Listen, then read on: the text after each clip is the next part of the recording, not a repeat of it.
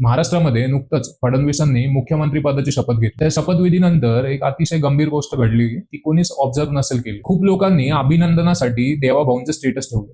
ब्राह्मण समाजामधील तर प्रत्येकानेच त्यांचे स्टेटस ठेवले. लोक म्हणतील की यामध्ये प्रॉब्लेम काय, पण खरा प्रॉब्लेम काय ते आता ऐका. जर शिंदे मुख्यमंत्री झाले असते तर मी 100% सांगतो, ब्राह्मण समाजामधील 50%च्या वर लोकांनी शिंदेचे अभिनंदनासाठी स्टेटस ठेवले नसते. आणि याच्या उलट शिंदे जर मुख्यमंत्री झाले असते तर जवळपास 100% मराठ्यांनी त्यांचे स्टेटस ठेवले असते.